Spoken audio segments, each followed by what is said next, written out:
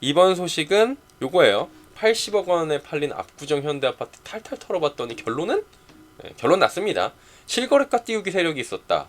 실제로 1억 차익을 낸 부분에 대한 적발이 됐다라는 부분인데, 자 바로 들어가 보도록 하겠습니다. 압구정동 현대아파트 탈탈 털어본 겁니다. 요 기사 빠르게 읽어드릴게요. 80억 원 신고가 쓴 압구정 현대 7차 아파트에 대해서 거래를 벌였는데 자전거래로 의심할 만한 협의점을 발견하지 못했다라는 거고요. 지나치게 높은 가격 때문인지 거래를 놓고 이야기가 굉장히 많았던 겁니다. 요거 정리한 게 있거든요. 한번 쭉 보여드릴게요. 그냥 이렇게 보시면 됩니다. 그냥 깔끔하게 정리해드릴게요. 빨리.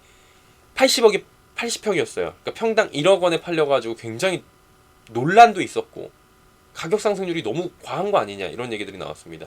자전거래 아닌 것으로 결론이 났어요. 이게 법인 매물이었어요. 법인 매물. 그러니까 이 매물이 어떤 거였냐면 5억 원에 보증금 500만 원에 월세를 낀 물건이었고 매수자는 75억 원의 차익을 일시금으로 지금 돈 많다. 이 돈이 어딨어? 매수자는 54억 3천만 원에 보니까 현대 2차, 그러니까 그 동네에서 움직인 거예요. 현대 2차 아파트를 이미 54억 3천만 원에 팔고 현대 7차를 80억 원에 매수한 거예요. 예. 매도인은 법인이었던 거 기억을 하세요. 제가 왜 법인 말씀을 드리냐면 이 법인에서 이 매수자한테 비담보 채권으로 19억 5천만 원의 근저당을 잡은 거예요. 그러니까 이게 저기 5억에 아까 얼마였지? 5억에 500인가? 5억에 500이잖아요. 그러면 80억 원에 판 거니까 75억의 차익을 내면 되는 거고 19억 5천만 원의 근저당이 잡힌 거니까 이 사람의 총 부채는 20억 원이 되는 거예요. 그러니까 보증금 5억 원에다가 안고 사는 거죠. 거기다가 19억 5천만 원의 근저당을 이 법인에서 매수자한테 잡아버린 거예요. 신박하죠? 그러니까 이 사람은 20억 원을 빼고 산 거예요. 그러니까 한마디로 아까 전에 보셨다시피 54억 3천만 원에 현대 2차 팔았잖아요. 양도세 얼마 나왔는지 모르겠어요. 거주 기간이 어떻게 되고 몇 주택자인지 모르겠지만 여기서 나왔던 금액이랑 얼마를 더 더해가지고 60억 원을 만들고 거기다가 취등록세 냈겠죠? 취등록세가 60억 원이면 얼마 나와? 6, 5, 3, 한 3억 나오겠네요. 네, 3억 정도 나오고 63억. 차액이 한 20억 정도 있는데 20억 원 어디서 조달을 했겠죠? 그리고 여기다가 근저당 잡은 거예요. 그래갖고 이 사람이 80억 원짜리를 실제 지불 금액은 한 60억 원 정도로 한 게 되겠죠? 요렇게 생각을 하시면 됩니다. 그러니까 당사자 간의 근저당을 잡고 거래하는 게 있을 수 있는 것이다. 위법이 아니다라고 지금 결론이 났어요. 이 기사를 보시면. 기사 요약해드리면 아까. 새로운 아파트 매매 방법으로 요즘에 나오고 있고 이게 압구정이나 반포 초고가 아파트 아니어도 제법 나오고 있습니다. 이거 제가 왜 이렇게 알고 있냐면 사실은 저는 이거 직접 이런 매물들을 봤어요. 예. 이런 매물들을 실제로 부동산에서 봤어요. 어떤 매물이었냐면 이게 그냥 가정이에요.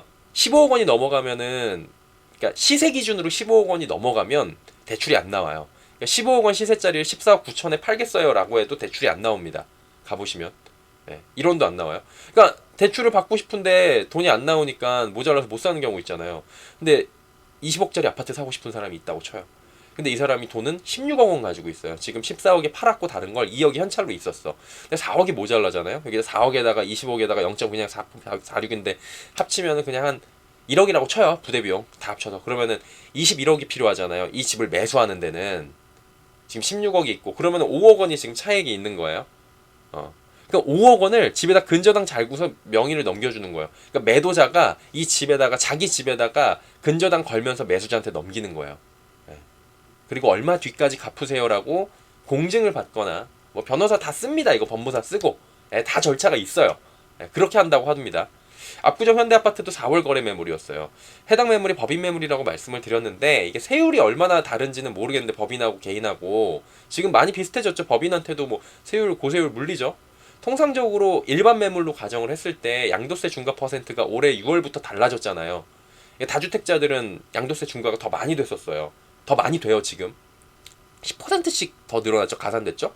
종부세 재산세 기준이 5월 31일 기준입니다. 그러니까 5월 31일 안에 무조건 넘기고자 하는 거예요. 그래서 명의부터 넘기고자 하는 매물들이 이런 것들이 있었어요. 네. 나머지 뭐 근저당 잡아놓을 테니까 3, 4억 정도를 연말까지 갚으세요. 천천히. 대신 명의만 가져가세요. 왜? 이 사람이 만약 3주택자, 2주택자면은 종부세랑 재산세가 생각보다 굉장히 세게 나와요. 이게 보니까 계산해보니까 꽤 세더라고요. 차라리 그렇게 해가지고 한 5천만 원 빼주고 그 다음에 돈 좀 적게 빼주면 돈 모자란다는 거 근저당 잡아주는 조건에서 팔고 보자는 거예요. 일단.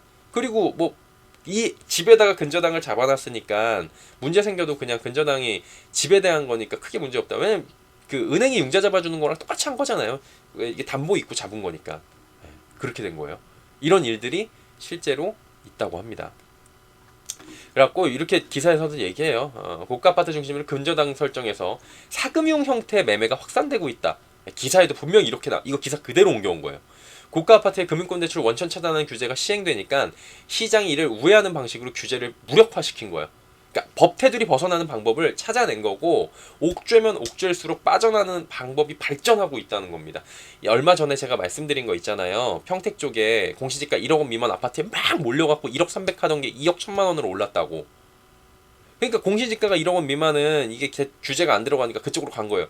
이것도 마찬가지로 사금융 형태로 근저당을 개인끼리 잡아버리는 거예요.